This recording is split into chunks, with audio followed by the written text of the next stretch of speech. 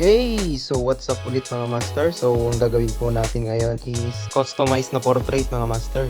Bale, ang gusto kasi ng ating client mga master is yung portrait po ng asawa niya tapos nasa loob ng mata. Kaya yung ginawan po natin ng sariling design mga master. So ayun, nung pinakita na po yung original design, nagustuhan lang po niya. Kaya ayan, schedule siya agad mga master. So yun na nga, bali naayos na po natin dito yung kanyang stencil mga master. Bali isa rin po sa pinakamahirap na part na sa pagtatato mga master, itong paglalagay din po ng stencil. Kasi minsan, pag mamali ka po ng lagay, ayun, uulit ka na naman. So totoo lang, medyo nahihirapan pa po dito sa paglalagay ng stencil mga master. Minsan lalo na sa mga malalaking design mga master, napakahirap po talaga yung ilagay.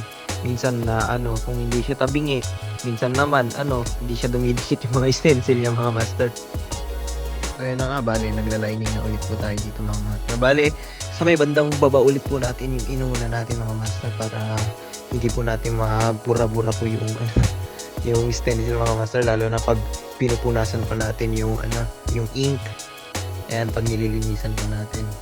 Kasi lagi po ako nabubura ng stencil mga master. So ayan, kaya ginawa ko na po dyan yung mga importanteng details po ng mukha. Bali, ayun, inupisan ko na po yung portrait po ng asawa niya dyan mga master, para kahit mabura-bura man po yung mga iba pong stencil po dyan, wag lang po yung yung portrait po, kasi napakahirap pong mag-freehand po dyan mga master.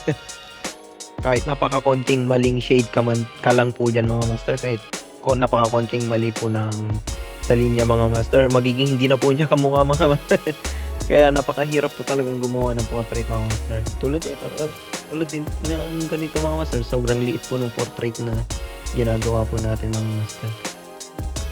Sa part na to, medyo nahirapan din ako dito mga master, dito sa paglalagay po ng details ng damit po ng mga master.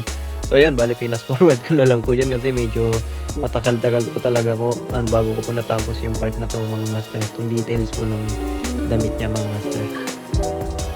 So yun, medyo patapos na po tayo sa may portrait niya mga master. So bali, ito na po yung nagiging progress po natin mga master. So halos kalahati na po yung natatapos natin dito mga master. So sa na lang po tayo, so, may mga pilik mata, tsaka dun sa eyeballs na lang mga master, tsaka shadings naman din yung gagawin na lang po natin dyan mga master. Bali, ito na po yung ating progress mga master. Bali, nag-break time po muna kami dyan ng konti mga master. So ayun, bale, konting push na lang po tayo dyan mga master. Bale, sa may pilik mata pa rin ba tawag dyan sa may bandang baba? Hindi ko na alam tawag dyan. Basta yan na lang yung tatapusin natin mga master, tsaka sa mga shadings po niya. At yung pinaka-paborito po ng lahat, yung white. Doon po yung pinaka-inaantay po ng lahat po na nagpapatato mga master sa pag-highlights. Kasi silang ibig sabihin nun mga master, patapos na po yung tato. Pero yun nga lang, yung sa white po yung pinakamasakit na part po ng pagtatato mga master. Kasi isipin mo naman yung sugat mo tapos masusugatan ulit, parang ganun po yung feeling. So ayun na nga, ayun, nagpo-white na po tayo dito mga master. Hina-highlights na po natin dyan yung mga importanteng details na kailangan po nating palitawin mga master.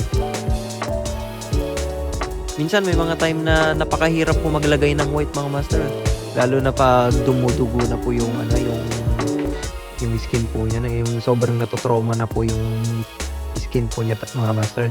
Kasi nakokontra po niya yung yung pagpasok po natin ng white ink mga master, na instead po na nagiging white po yung ink, minsan nako-contaminate po siya nung kulay po ng dugo mga master, kaya minsan nag-iiba po yung kulay niya.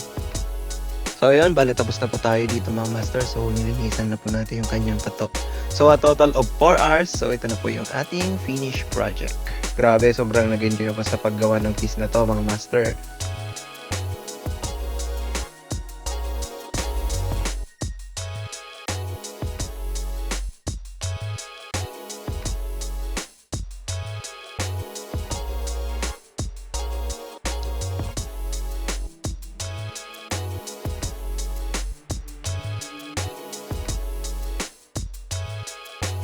Ayun mga master, sa mga master po natin dyan na gusto rin po magpagawa, so PM nyo lang po sa aking Facebook at sa aking Facebook page. So kita-kita po tayo sa ating next video mga master. So salamat po sa panonood.